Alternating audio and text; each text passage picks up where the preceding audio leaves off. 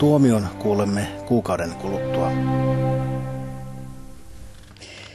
Jyväskylän käräjäoikeus on vanginnut 3 naista ja 1 miehen, joita epäillään osallisuudesta eiliseen ampumavälikohtaukseen.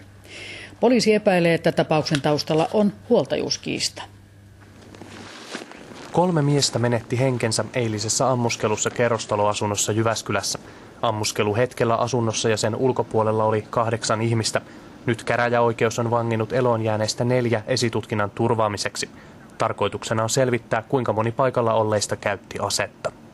Tässä vaiheessa esitutkintaa poliisi epäilee, että tekojen taustalla on huoltajuuskiista turkulaisen miehen ja tämän Jyväskylässä asuneen ex-puolison välillä.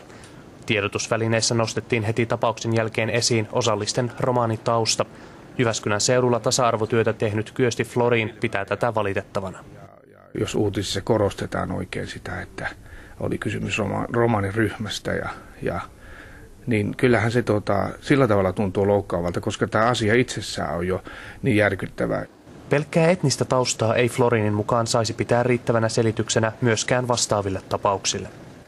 Se, mitä tapahtuu yhteiskunnassa tänä päivänä, se yleinen pahoinvointi ja syrjäytyneisyys ja työttömyys, niin se koskettaa meitä romaaneitakin aivan samalla tavalla. Me olemme samojen paineiden alaisuudessa kuin missä pääväestökin.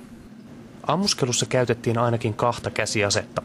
Eduskunta saa keväällä käsiteltäväkseen uuden aselain, jossa käsitellään myös käsiaseiden hallussapidon rajoituksia. Lain aiotusta sisällöstä ei vielä kerrota julkisuuteen. Sisäministeriöstä kuitenkin todetaan, etteivät tällaiset tapaukset voi olla vaikuttamatta siihen, mihin suuntaan lakia viedään.